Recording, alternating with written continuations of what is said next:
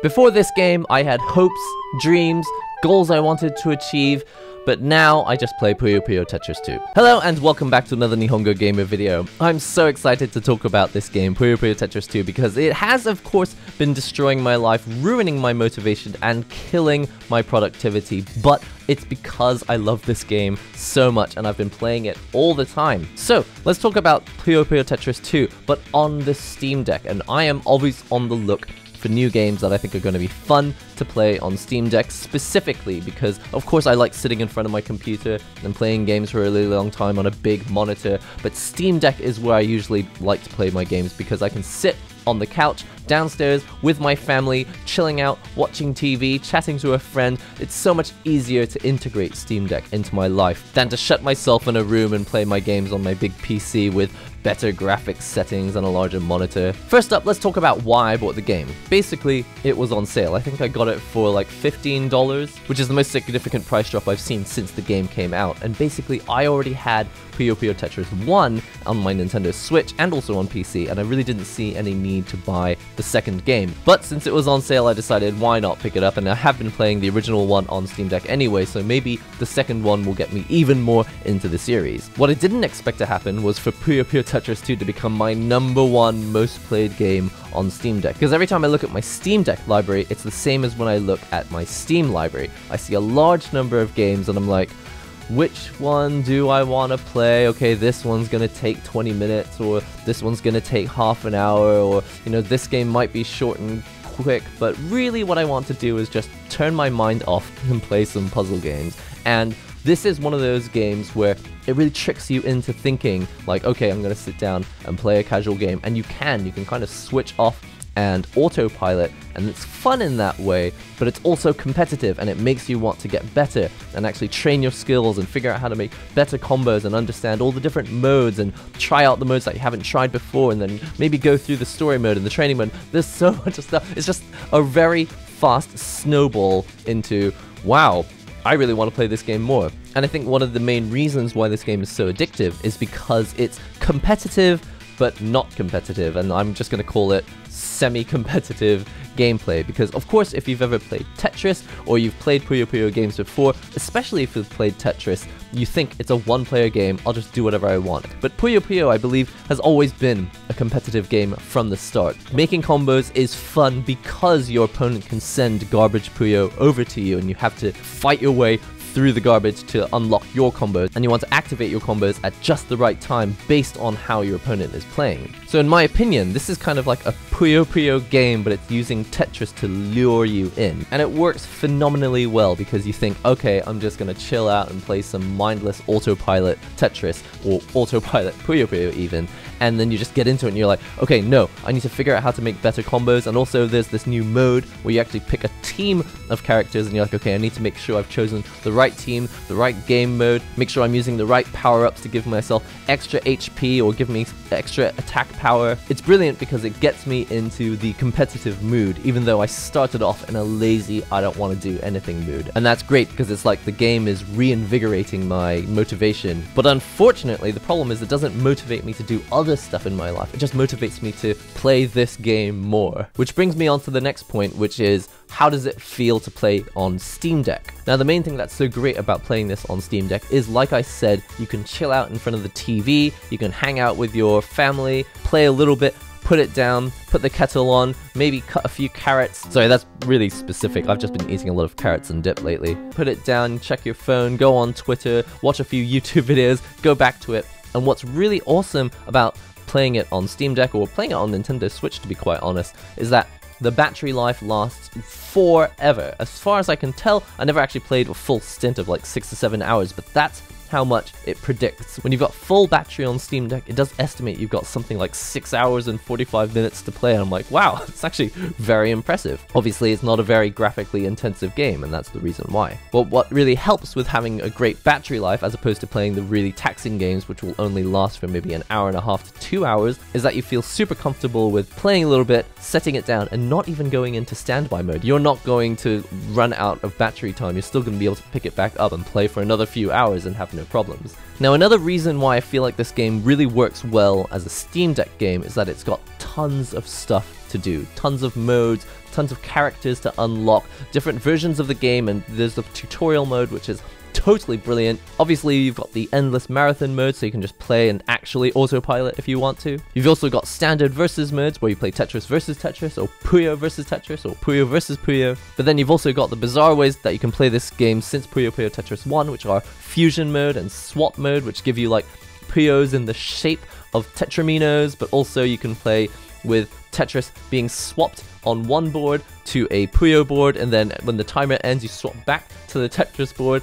It's totally wacky. It's really awesome that there's so many different things that you can do in this game, because when you look at it on your Steam Deck library, you don't go, I don't know if I want to play that. You look at it and go, there's probably something I want to do when I turn this game on. And that's unlike especially fighting games, because a lot of fighting games, it's just the fighting game or nothing else. This is a game. It's fleshed out. There's so much stuff that I can do, and even when I get bored of playing, I back out to the main menu, and I don't just back out of the game, I go back into the game, but now in a different mode. For example, if you're finding that you just can't get combos to come out right, or you're seeing your opponent do various types of combos that you've never seen before, you're like different types of sandwiches or staircases or T-spin minis or T-spin doubles or back-to-back T-spin triples. What's really great when you get frustrated because you can't beat your opponent is you can go to the tutorial mode, and man, is it really well fleshed out. This time I did the Tetris tutorials as well, and because they've got these problem sets, you just go through them one by one, and it tells you step by step how to do these T-spin combos, and it's like so addictive. Once you've done the tutorial mode, you can practice in endless mode, but when you go back into the matches, what's really great is like you don't even really think about like trying to win the match anymore. You're just like fighting against yourself. You're like, okay, in this round, how many times can I get this T-spin double triple combo? And that's what I like about it. Even though you can sort of do that with a fighting game, you're kind of testing yourself. Like, I'm not really trying to win the match, I'm just trying to see if I can block properly or make sure I can do my combos consistently. It always comes down to, but I really want to just win the match. With Puyo Puyo Tetris in the versus modes, yes, it is still important that you're trying to win the match, but probably because you're playing on separate boards, unlike a fighting game where you're playing on the same shared stage. I just feel like, you know what, I don't feel that much pressure to force myself to only try and win the match. This time I'm really gonna just make sure that I can get this combo to work that I'm trying to like get better at. That being said, I don't like all the modes in this game. Now, I think the new battle mode is actually quite a lot of fun, having your like team of characters, and basically once you've got your combo, you just release all your power-ups at the same time, and it's so overpowered that basically you never really know when the game is just going to suddenly be over and you die, but it's so much fun to play in story mode. And then there's the fusion and the swap modes, and they do mix up the way that you play Puyo Puyo and Tetris, because it's like Puyo Puyo in the shape of Tetris blocks, and that's clever, but it just doesn't seem to quite work, because when you're playing Puyo Puyo and Tetris at the exact same time, so sometimes you get a Puyo block and sometimes you get a Tetris block, and the way that they've done it is that the Tetris blocks are capable of erasing straight up garbage just by going through them quickly or going through them slowly. So it's a clever way of getting rid of garbage, but the problem with fusion mode is that every time you've got a Tetris block, it totally screws up the way you make Puyo Puyo chains. Of course, there are ways to play the game differently so that you can make new types of combos using this new system, but honestly, I just found it quite frustrating. I think the best analogy I can come up with is, it's like Groundhog Day, but worse. You know, you start the week and it starts to go badly, and then it gets worse, and then you finally make it to the end of the week, only to discover when you wake up on Saturday morning, it's not Saturday, it's Monday again, and it's not any Monday, it's the previous Monday of the bad week, and you're gonna just experience that bad week over and over and over again, until you just accidentally kind of win or accidentally lose. Swap mode is a little bit better, because at least you've got them on separate boards. You're playing Puyo Puyo, after a number of counted seconds later, you go over to the Tetris board, and you play Tetris separately, and then you go swapped back to Puyo Puyo, and it's, at least the Tetris blocks don't screw up your Puyo Puyo combos. Now that's almost it for the modes, but one thing I haven't mentioned yet is story mode, and I'm actually surprisingly enjoying story mode. Now, it's not a riveting story at all. Honestly, I'd put it on par with, you know, a children's Saturday morning cartoon. It's not as shallow as that, but it's like, why are Puyo Puyo and Tetris worlds colliding? Oh, there must be some sort of villain. We have to take down the villain. You just go through the level and just finding more and more people are just like, oh, we haven't met you before. Wait a minute, you seem familiar. Have we been in a game together before? There is a little bit of a story, but it's not because the story is interesting. This game's story mode works well because the acting is done well. Like, if you're buying this game for the story mode, it's because you think the voice acting is fun, the dialogue is cool, and you're into seeing the characters become fleshed out in their personalities. And in that way, it's a lot like a 4-panel manga comic. Most of those comics, they're not really about overarching long stories. It's just about fleshing out the characters' personalities bit by bit. Something that I did feel was quite a big change from the previous version of this game is that the visuals, even though they look basically stylistically exactly the same, they have made some changes that make the matches kind of more exciting. By having the visuals take over more of the background when you finally unleash a chain or you get a Tetris. I'm pretty sure in the previous version of the game you only had the character at the bottom of the screen, like releasing a fireball or a Hadoken style move, but in Puyo Puyo Tetris 2 it kind of takes over the top half of the screen entirely, and it feels like the whole screen's